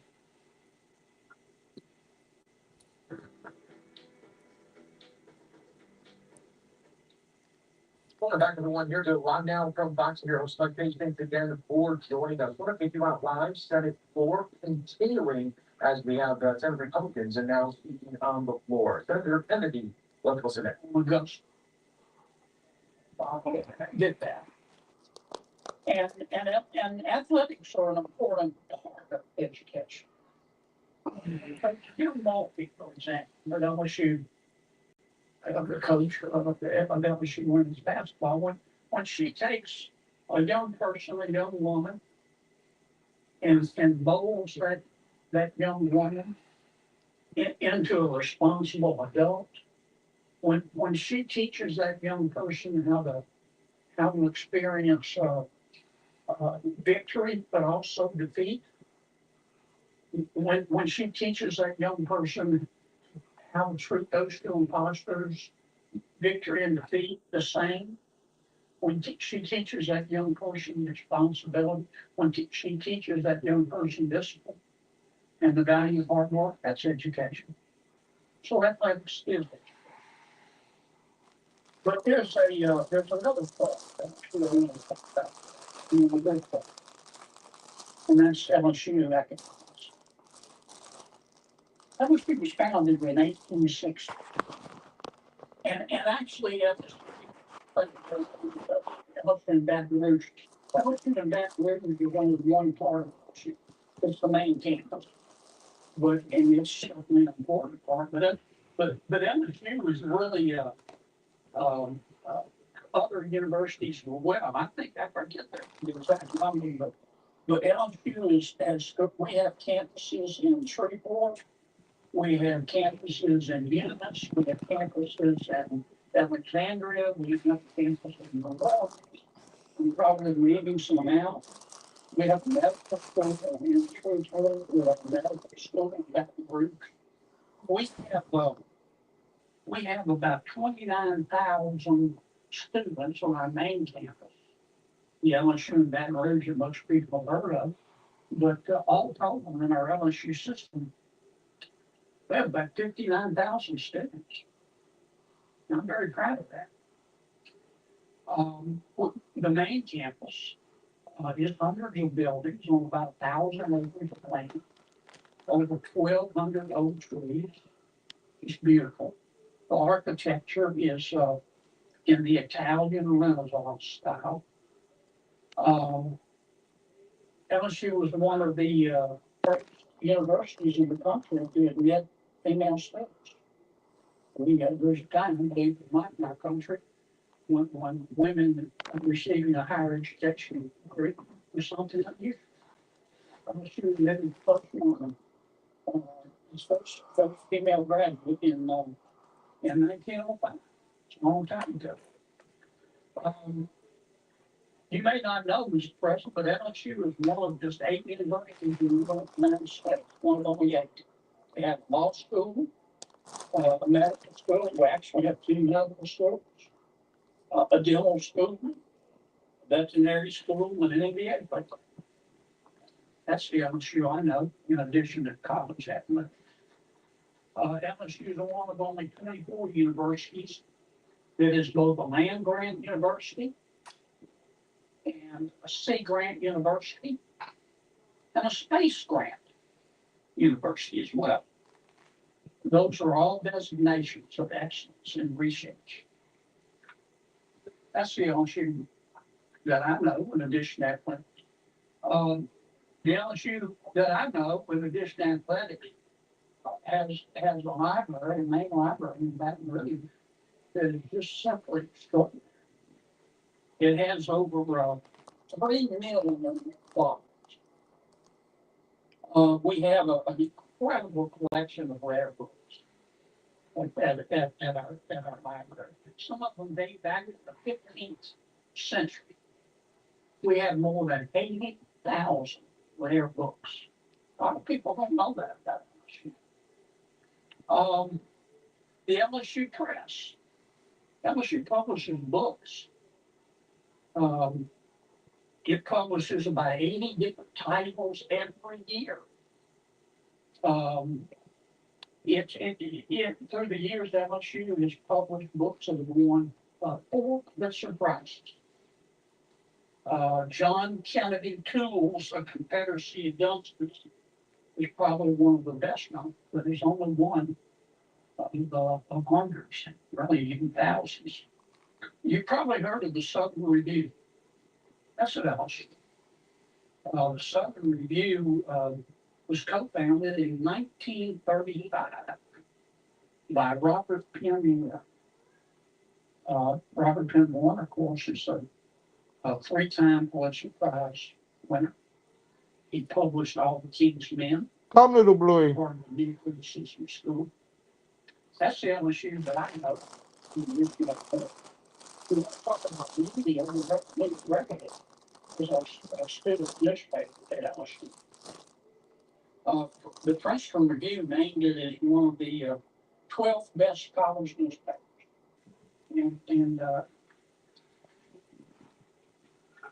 Right, Secretary Kennedy, speaking on the Senate floor, and we've been all day bringing you coverage from Capitol Hill as we hear from Democrats and Republicans speaking on staff benefits, the government shutdown. But we really want to zero in right now on the government shutdown, as today it's tied for the longest. It's going to hit the record, a record, of course, that you just do not want to see, but it is playing out right now in real time. I want to bring in right now Fox News congressional reporter Shad Program joining us here, and this is a moment, Shad, where it seems like maybe finally there is some movement, but it's taken 35 days to get to this point. And it looks like they still do not know how to unwind officials things like that. Well, the first thing I want to point out though is that that marker now is the longest government shutdown. As I've been reporting